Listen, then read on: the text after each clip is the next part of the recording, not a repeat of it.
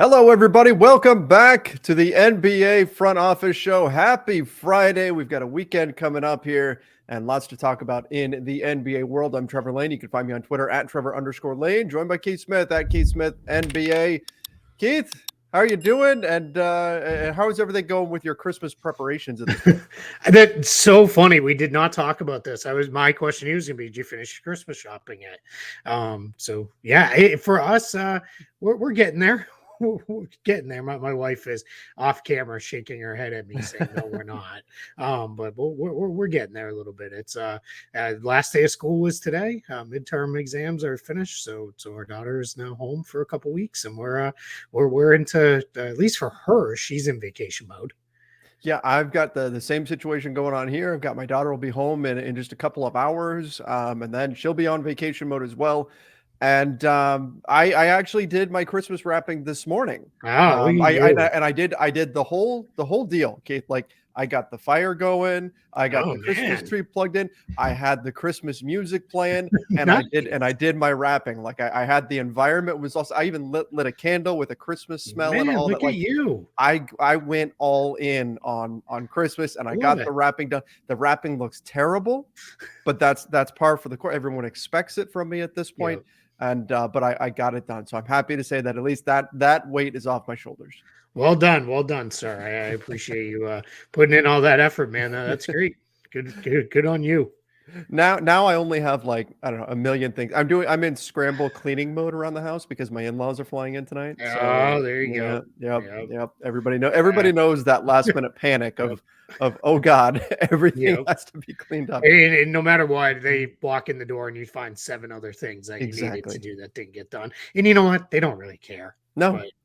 But at least the house is clean for a little while. And it lasts for, like, I don't know, less than a day. But in any event, we've got lots of NBA news to get into. And let's start with a positive, actually 3 positives. Yeah. I love this. I love it. Players coming back from injury. Yes, please. More of this. Rob Williams, Gordon Hayward, and Joe Ingles. It wouldn't be the Christmas season without Jingles all the way. That's it. Well done. Good work there. Yeah, no, this is great news for all 3 of these teams. Rob Williams, Joe Ingles haven't played at all this season, so they'll be making their season debuts. Williams set to debut tonight, Friday, as we record this. Sounds like Ingles is going to make his Bucks debut on Monday for them, and then Gordon Hayward, he's been in and out as he is prone to do, but going to be back in also tonight. So huge. Two of the best teams, maybe arguably the 2 best teams in the league right now, going to get a little stronger, a little more depth. And it wasn't injury related, but Al Horford also back for the Celtics. He had been out in the COVID protocols, and he was out for a couple of days because they had their 5th baby. So he was out for a couple of days for that. So Celtics at full strength, because it's funny, people beat up on me on Twitter because I was like, full strength Celtics, man. And they're like, no, Danilo Gallinari's not playing. And I'm kind of like, yeah, they never had him. So it's like, can you really miss what you never had and you probably won't have this year? But he also posted he's running again, like full on running again. So I don't know. We'll see. But yeah, great news that all Danilo Gallinari running before Lonzo. Perhaps, like, might be. Yeah. Oh, man. You know what's funny? I'm just gonna throw this out as an aside. They did a radio hit in Memphis. Shout out to those guys. They're always very kind to mention the show and talk about how they listen and watch the show. So that was really cool of them anytime I'm on there. And one of the things they were talking about is, like, could Danny Green be like the 3-and-D guy the Grizzlies need? And I was like, he could be. And they were like, yeah, but is he going to get back? It's usually a year and a half with these ACL tears and those kind of things. And one of the things that I've gotten thinking about is, for these older players who don't have like 10 more years of career to preserve, I wonder if some of these guys are willing to come back a little earlier than some others are, because hey, this is it for me anyway. Like, I've got 2-3 years left. So as long as I can get out there and go through it, like, I'm going to come back a little earlier because I'm not going to play another decade. And I was starting to wonder if we could see some of these guys maybe return a little bit earlier than what we've seen in the past. Like Joe Ingles, it's going to be less than a year, I believe, for him that he'll get back on the court. Ricky Rubio, about a year for him. So I don't know that we're going to see with the older guys, the kind of what's become almost the standard, like 18-month ACL return. So it's just a thought. I have nothing to back that or anything. Just a thought I had. Yeah, something to keep an eye on for sure. When I look at the Grizzlies and I look at Danny Green's contract, though, and I think What if they use that as a trade chip here Yep, on could the be. market? I mean, you go get, I don't know, you go get Kyle Kuzma, you go get Bogdanovich. Like, could that make the Grizzlies that much better? This is a team that is right there in the Western Conference at the top. I mean, that I don't know, like that. Danny Green is certainly an interesting player, but how much are you going to count on him compared to if you can go get somebody Sure. using that contract and a pick? It's going to be interesting to see what they do there. I think they're getting slept on a little bit as a player on the trade market. They destroyed Oh my Milwaukee last gosh. night. I Oh my mean, they gosh.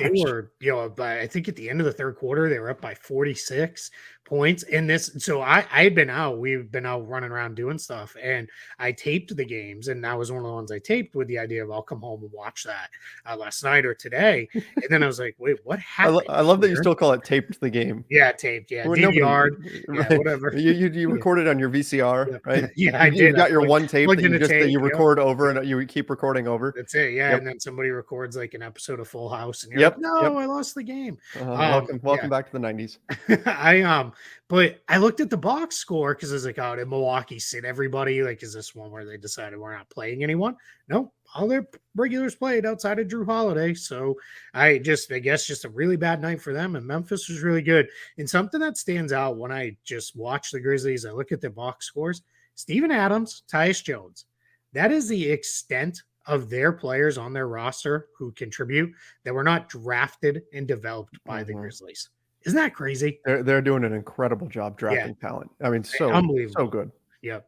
Yeah, and coaching up second rounders into being good players, late first round picks with some of these guys too. I mean, really good job by Taylor Jenkins, the front office, the development staff, everybody there, coaching staff, the whole crew, and the players themselves who are kind of taking it on and kind of embracing, I guess, that mindset of Memphis, right? Of like, hey, Mhm. come in here ready to work. So just shout out to the Grizzlies for sure. And on top of that, you look at that game. I mean, Jaren Jackson Jr. only played 13 minutes. He was in Hmm. foul trouble. You would think like, oh no, that's a bit. He's been fantastic for them. Hmm. They're in big trouble here. Oh, no big deal. Santi Aldama is going to come off the bench. We're going to have to play him 27 minutes tonight, but he's going to be a plus 28. No, Yeah. no problem. We're good.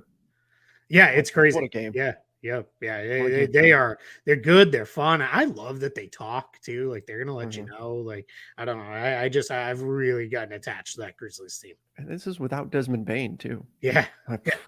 Yeah. unreal, unreal. Wouldn't surprise me if they're in the West Finals, maybe even the NBA Mhm. Finals. Wouldn't Good, wouldn't shock me. They've good. got kind of the pieces they need.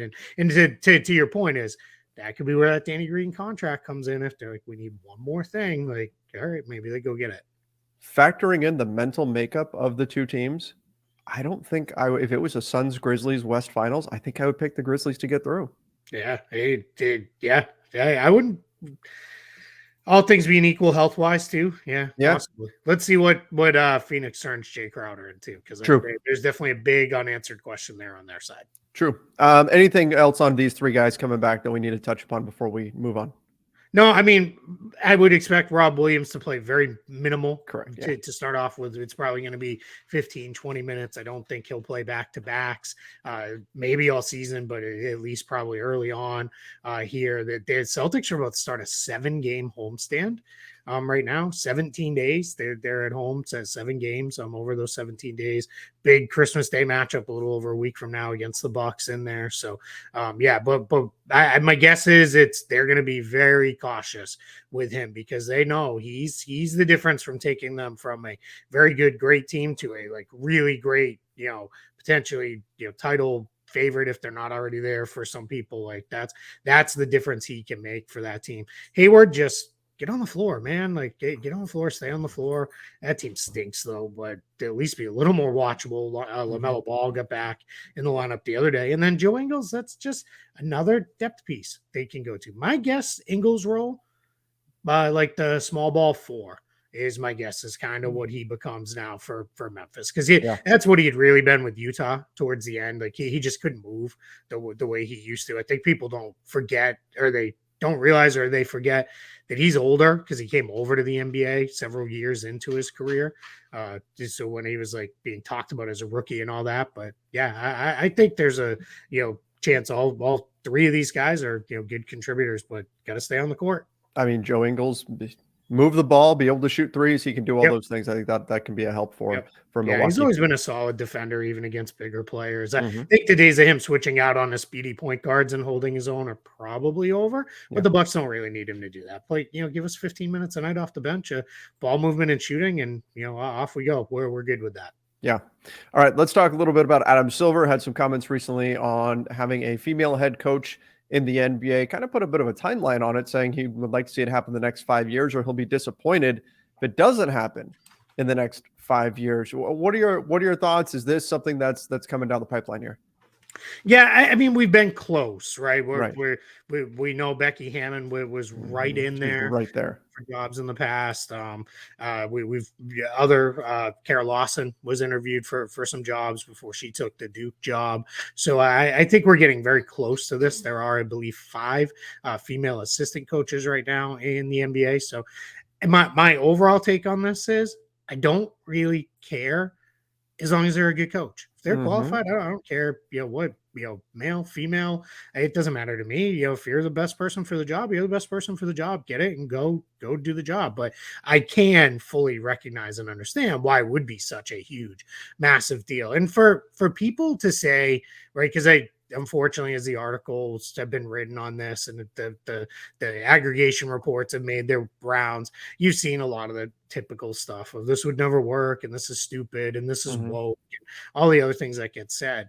For the people who truly believe that it won't work, in NCAA men's soccer, the NCAA men's soccer champion, I believe University of Chicago, I may have that wrong, but they had a female coach this year, led a men's soccer team to a title. And if a bunch of 18 to like 23-year-olds can figure it out to play, for a woman coach, I would imagine then, professionals making millions of dollars would be able to figure out themselves. So, Sure. yeah, it's going to happen. It's just going to be a matter of time. My only concern with it is saying it needs to happen the next 5 years. And I'm Yeah, not saying that's what, but it just maybe it adds a little bit of pressure. It has to be the right candidate, right? Because like you said, I'm of the mindset that I don't care if it's a yeah. male or female head coach, as long as they are the right candidate. That's the most important part. And my only concern would be perhaps in the next 5 years, perhaps maybe the right candidate doesn't appear, and then it becomes an issue, right? Because you've kind of put Mhm. that timeline on yourself. But it did feel. I thought it was going to happen with Becky Hammond. I thought that I was did only a too. matter of time before that happened. And I again, I still think, think it'll be her. yeah, I still think it's going to be Becky Hammond. I think, she continues to have success at the WNBA level. I think eventually an NBA team's going to say, let's go. My fear with this is more so than the timeline is, it's probably going to be a rebuilding team. mm, And if they're bad, then I don't want anybody to be, well, they're bad because of, they have right, a female head coach. Like that part to me, like that's like that happens to male coaches sometimes. They get labeled a hmm, failure as a coach. Like look at Jacques Vaughn, right? He didn't do well with the Magic, so it took a long time before he got a second crack, and then it actually took a third time around for second time with the Nets for him to actually get that job, which he, my feelings were he should have had it yeah, originally, after the bubble year, but he was labeled a failure. But so that's where it's got to be the right team, right situation, team with hmm, some patience that's going to see it through. Because it should be fine whenever it happens, provided it is the right person. yeah, yep, agreed. All right, so making you look like a fortune teller here, Keith, or a predictor of the future.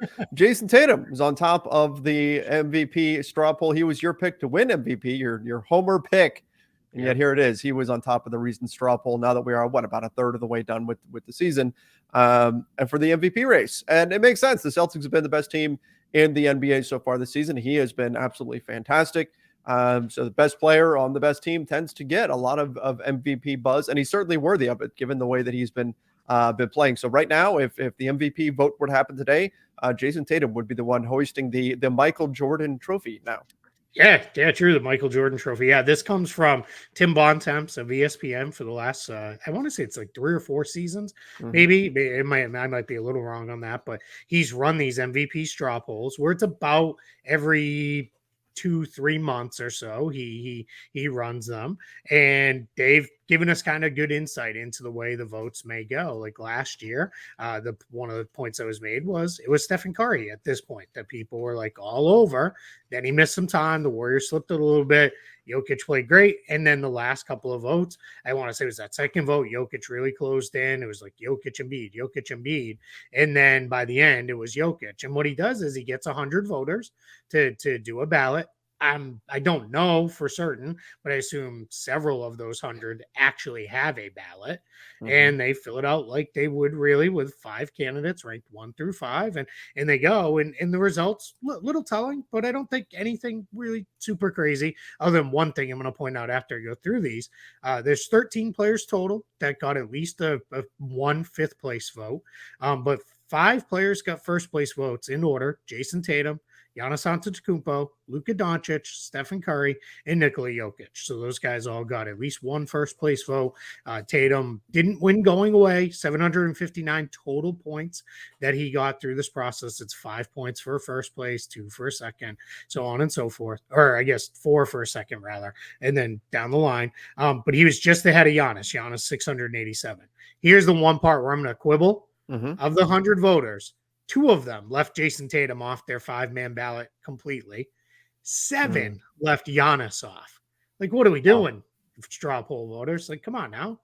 Like that's where you wonder if it's just because it's just a straw poll. If they just kind of said, "Oh, here's something else in my inbox that I've got to do. Let me fill this out I real want quick." to throw a guy a vote so he gets a little bit of love early in the season. Sure. Or whatever. But yeah, I mean, come on. Like, let's what are we doing here? Right. But like if it's the official MVP ballot, that's a bigger concern. Sure. Oh, without a doubt. But yeah, like it's not great. not great to see that going on. But I think if the season continues to play out as it is, Jayson Tatum probably does win the MVP. But like you said, from last season, from seasons before, we've seen the shift as the season goes on. So we'll see how things play out. But as of right now, even with a few people, omitting players that obviously should have been on there, this is probably about what I would have expected it to be. Now you can argue, oh, this player should have been 3 or this player should have been 4, whatever. But this is essentially the group that I was expecting to see. Yeah, and that's exactly it with me. I think you could put Joel Embiid a little higher had he played in more games. He'd probably move up the list a little bit.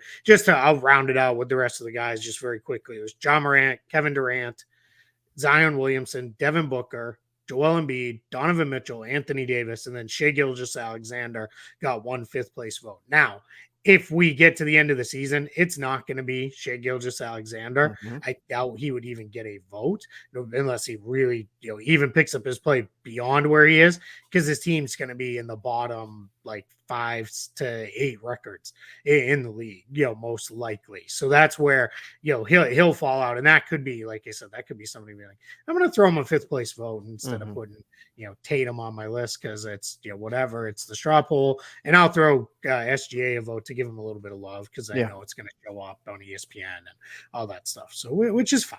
No issue for that now. But yeah, when we get to the real thing, that probably wouldn't happen.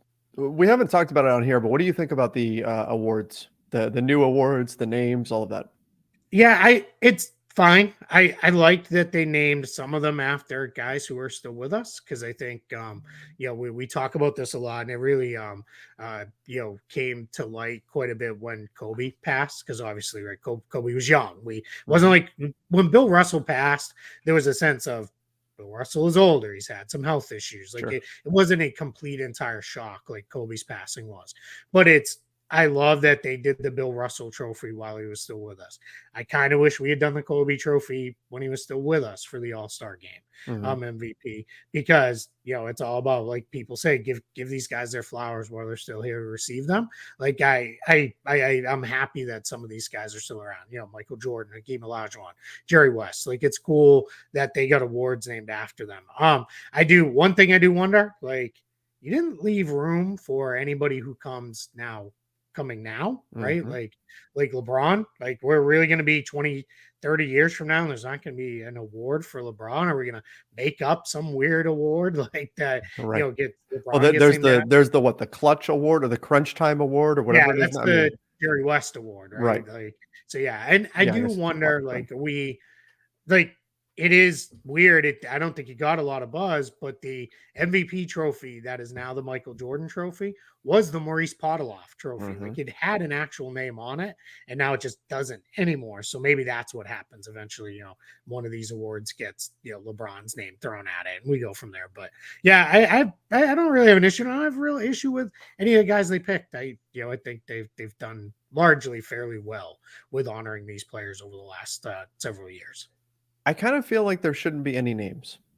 I'm fine with Like that too. that's Yeah. because here's my issue with it, and this isn't a strong take or anything. I don't have a problem with them putting names on it, but like you said, you have the issue of moving forward. Then are you taking away a trophy from somebody and giving it to somebody else? If Mhm. if LeBron's going to get a trophy in years to come or whatever, but then you also have players who are retired right now that are still with us that are legends, and there's many of them are kind of looking around going, why not me? Why not this Where's guy? my Right. award? And I Yeah. understand why you do this kind of stuff with like the NBA. The NBA doesn't have like MVP voting criteria, right? Because they want that discussion, they want that debate. I Mhm. don't know if you want that debate of oh well, this guy got the award, but it really should be this guy when you're talking about your prestigious awards for your league. It's when you talk about like your big time trophies. I don't know if that's really what you want to do in this situation. Like debating among current players, I get saying, oh, this guy should be the MVP, this guy shouldn't be the MVP or whatever. But in terms of like this player is forever going to have his name attached to the MVP trophy, I don't know. It's a step too far for me. It can leave a lot of people left out, and so I I that's have my take. Yeah, I have no like rebuttal to that because I fully get where you're coming from. I also think it's a little weird too. It's still gonna have like corporate branding in front of it, so it's Right. still gonna be like the Kia Michael Jordan MVP award, like where it. I do sometimes I feel like we're getting closer and closer to basketball, where it's like it's like we're at the blah blah blah blah blah blah like 20-minute long stadium name introduction for the championship game or whatever. Like I do sometimes feel like that's where we're headed with this stuff. And the reality is, everyone's just going to call it the MVP. True. Now, Yep. maybe 20 years from now, we'll be like, well, this guy had he got 10 Jordans and a Right. Havlicek Good. and four Bill Russells. Like, I mean, maybe that's where this goes, but well, we'll see. But I don't have a huge issue with any of this stuff. Like, Yeah. It's kind of it's it's certainly not worth getting upset over no. or anything like that. Yeah, I saw some people like super outraged on Twitter, and it's just like this is just performance art at this point. Like Yeah. you cannot truly be this angry about it, right? We're Unless really you're good at like, getting upset about a lot of things. yeah, yeah, unless you are like LeBron, and you're like, well, wait a minute, like why am I not? Why is it not the Right. LeBron James MVP trophy? He has a right if he feels that way because like he should be in the mix or like something like that or like why was it not the Tim Duncan Defensive Player of the Year trophy? Sure.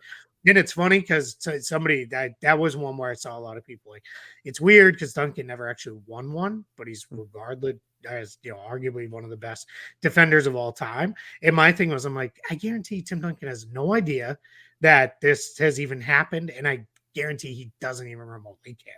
No. Like he's just, I mean, we saw him, right? He came back for a couple years, and then I think he was like, yeah, this coaching stuff's not for me. See you later. I'm Well, going back to living my life out of the limelight. does he still have the dreads? I don't know. I I haven't wonder. seen him in That was a look.